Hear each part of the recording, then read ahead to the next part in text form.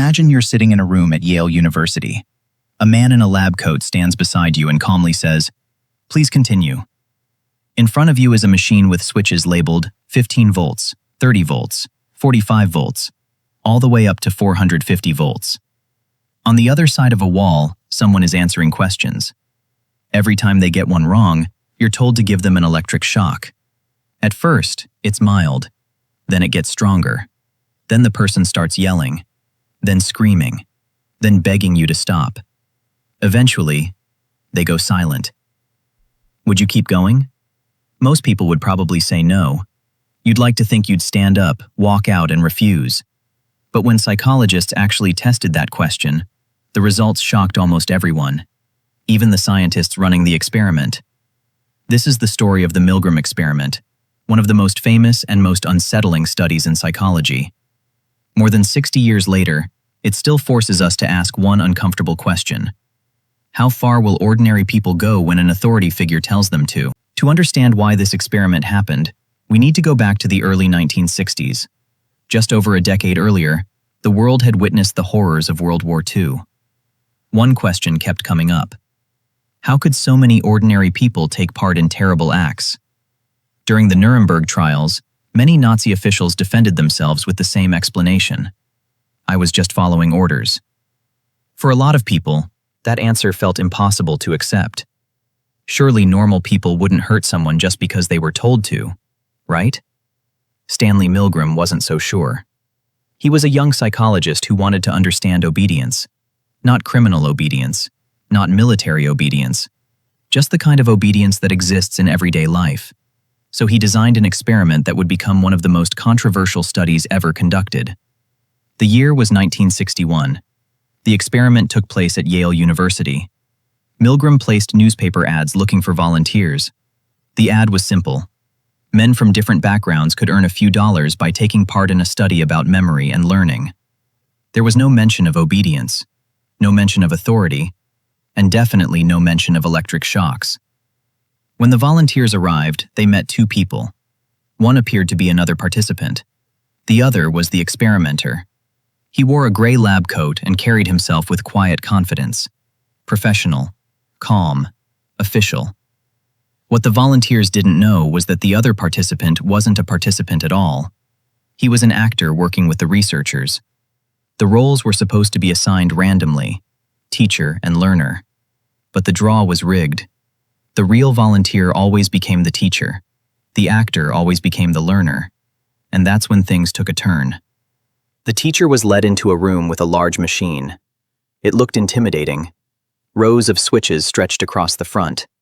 Each one represented a stronger electric shock. The labels started at 15 volts, then 30, then 45, and they kept climbing until they reached 450 volts. Some of the higher switches even carried warnings.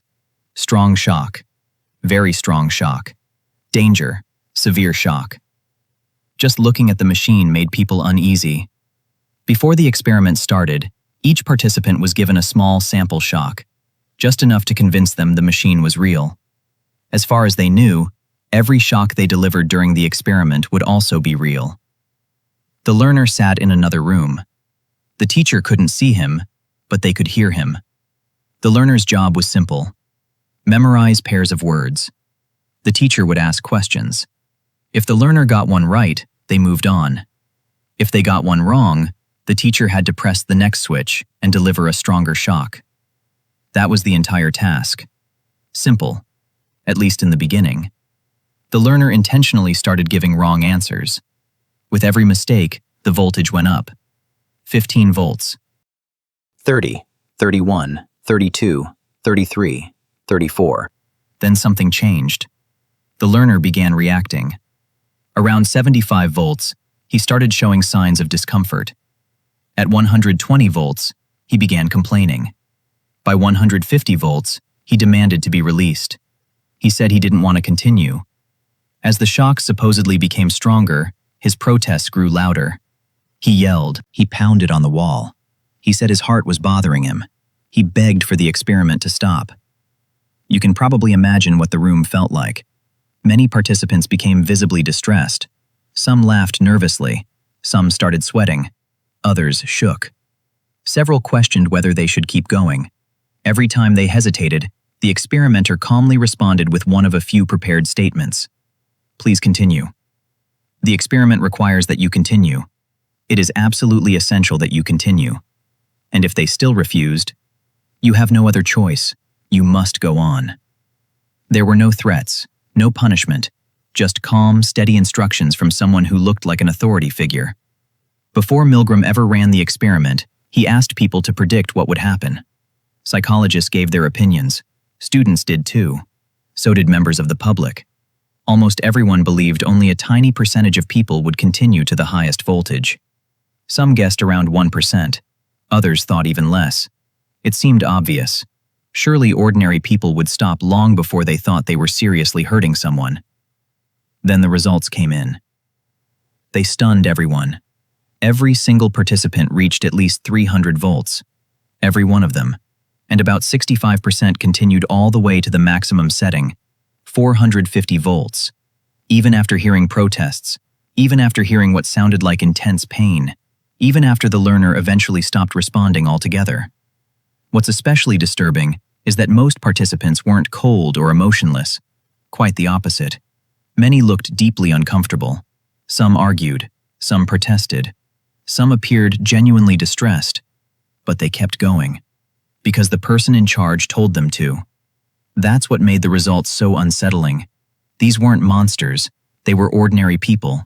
Teachers, salesmen, engineers, office workers. People who probably looked a lot like your neighbors. Or maybe, a lot like you.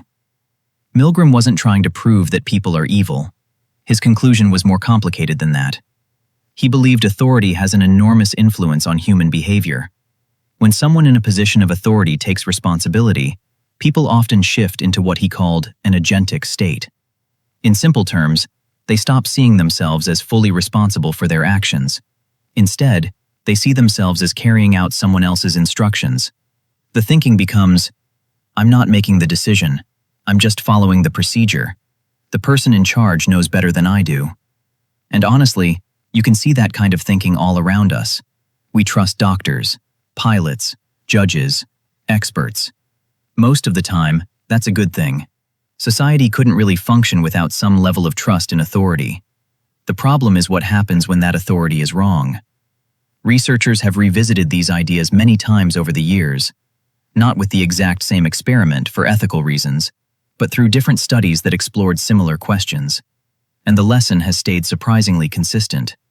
People are heavily influenced by authority.